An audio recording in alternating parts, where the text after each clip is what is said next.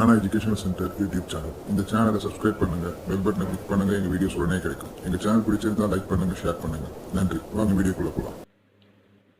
Hi children, hope all of you are fine. Today we are going to discuss one more new concept from the chapter Polynomials. Before we move into the concept, I would like to remind you again the general form of a quadratic polynomial. You know the general form of a quadratic polynomial is ax squared plus bx plus c, in which a should not be equal to 0. One example is x squared plus 2x plus 1. Why a should not be equal to 0 is, suppose you imagine a becomes 0, then 0 into x squared, that x squared term will become 0, so you will left only with bx plus c, that is the polynomial will reduce into a linear polynomial. Then there is no case in which you can find a quadratic polynomial. That is why for a quadratic polynomial to exist, a value should not be 0. It can be b value can be 0, c value can be 0, or both b and c values can be 0, but a value alone should not be 0 in any case. Examples where b and c values are 0, I will give you two examples. X squared minus 4, in this we can see that the second term is missing, that is because b value is 0. 3x squared minus 5x, you can see that c value is 0, the constant term is missing. Now in this general form ax squared plus bx plus c, a is the coefficient of the x squared term, b is the coefficient of the x term, c is the constant term. All this you would have learnt in your class 9. Now the new concept which we are going to discuss today is, we are going to verify a relationship. The relationship is between the zeros and the coefficients of a quadratic polynomial. You know what are zeros? Zeros are the points at which the value of the polynomial becomes 0. For a quadratic polynomial there will be two zeros. Now we are going to name the zeros as alpha and beta. The first zero of the quadratic polynomial we are going to call as alpha, and the second zero we are going to call as beta. Now always after finding the zeros of the polynomial, if you add both the zeros, that is sum of zeros will always be equal to minus of b by a, that is minus coefficient of the x term divided by coefficient of the x squared term. Product of zeros, that is alpha into beta, will always be equal to c by a, that is the constant term divided by coefficient of the x squared term. We are going to verify both these relationships. So the concept we are going to do in today's problem is verifying the relationship between zeros and coefficients of a quadratic polynomial. Now I am going to solve question number 1 in exercise 2.2.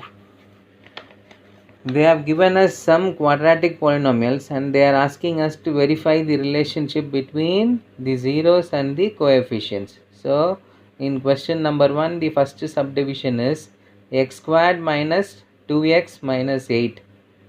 You know already how to factorize. We are normally factorizing using the splitting the middle term method. So you know that the product term, how to find the product term, a into c will give you your product term and b value is your sum term. You can see that in ax squared plus bx plus c, when you compare with that, your a into c value is 1 into minus 8, that is minus 8, b value is minus 2, and I have given you the method of splitting the middle term in the side. You please go through that.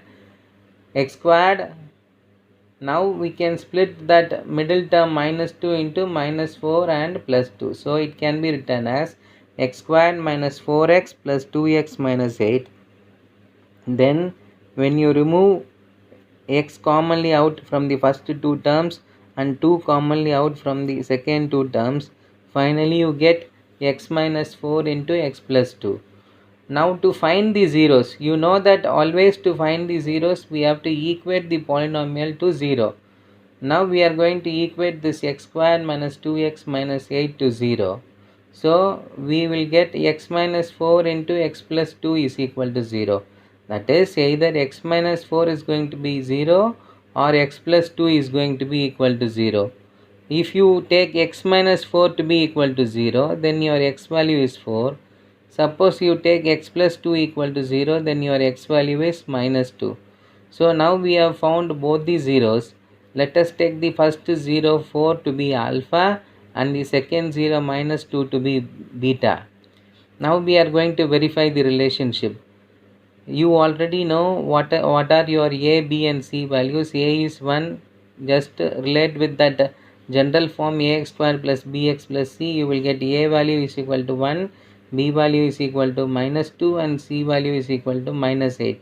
Your alpha is 4, beta is minus 2. Now we are going to verify the first relationship. Alpha plus beta is equal to minus b by a. 4 minus 2 will be equal to minus of minus 2 by 1. So in the left hand side 4 minus 2 is 2, and in the right hand side minus of minus 2 will become plus 2. Plus 2 divided by 1 is 2. Now you can see that your left hand side is equal to your right hand side. Similarly, we are going to check the second one. Alpha beta is equal to c by a. 4 into minus 2 equal to c value is minus 8 divided by a value is 1. In the left hand side 4 into minus 2 is minus 8 and minus 8 divided by 1 is minus 8. Again you can see that your left hand side is equal to your right hand side. Now both the conditions are satisfied, hence you can say verified, hence verified. Now I will do the second subdivision for you. In the third subdivision, you can see that you have 6x squared minus 3 minus 7x. Normally you have to write any quadratic polynomial in the general form first. That is, the x term should be in the middle. So when you write it in the general form, you will get 6x squared minus 7x minus 3 equal to 0. When you split the middle term, you can split it as 6x squared plus 2x minus 9x minus 3 equal to 0. Now when you pull out 2x commonly outside from the first two terms and minus 3 commonly out from the second two terms, finally you will get 3x plus 1 into 2x minus 3 equal to 0. When you equate 3x plus 1 equal to 0, you will get x is equal to minus 1 by 3, which is your alpha value. And when you equate 2x minus 3 equal to 0, you will get x is equal to 3 by 2, which is your beta value. Comparing with the general form, you get your a value to be 6, b value to be minus 7 and c value to be minus 3. Now alpha plus beta should be equal to minus b by a. So minus 1 by 3 plus 3 by 2 should be equal to minus of minus 7 by 6. Now when you take LCM in the left hand side and add the numerators, you get 7 by 6. Similarly, minus of minus 7 will be plus 7 and the denominator is 6, so you will have 7 by 6. Now you can see that your left hand sides and right hand sides are equal. Secondly, alpha into beta is equal to c by a. Minus 1 by 3 into 3 by 2 should be equal to minus 3 by 6. So minus 1 into 3 will give you minus 3, 3 into 2 6. So you will get minus 3 by 6 is equal to minus 3 by 6. When you simplify, you will get 1 by 2 is equal to 1 by 2. Or you can leave with that step. Now you can see that your left hand side is equal to your right hand side in both the cases. Hence you can say verified, hence verified. Now when you see the fourth subdivision there, the question is 4u squared plus 8u. We are going to equate it to 0 to find the zeros of the polynomial. Since the constant term is missing, you need not split the middle term. There is no middle term there. Middle term is the final term.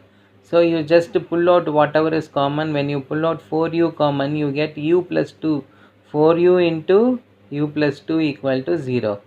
When you equate 4u to 0, you will get u is equal to 0. which is your alpha value, and when you equate u plus 2 equal to 0, you will get u is equal to minus 2, which is your beta value. Now when you equate the equation with the general form, your a value is 4, b value is 8, c value is 0. Now we are going to verify the relationship. Alpha plus beta is equal to minus b by a. Alpha value is 0, beta value is minus 2. So 0 plus minus 2 will be minus 2. The right hand side, minus b value is 8, a value is 4. So minus 8 divided by 4 will be minus 2.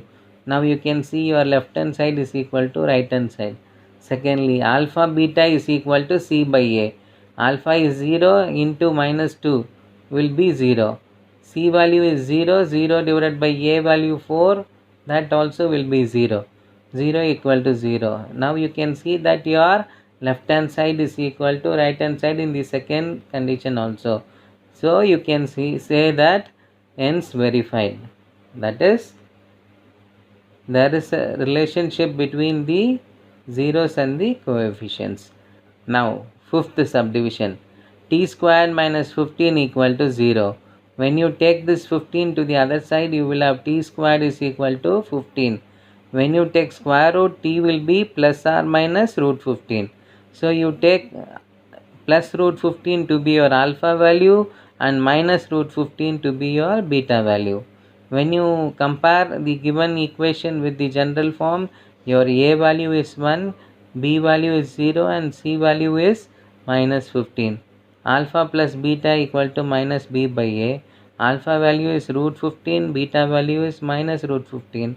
So when you add both, root 15 minus root 15 will become 0.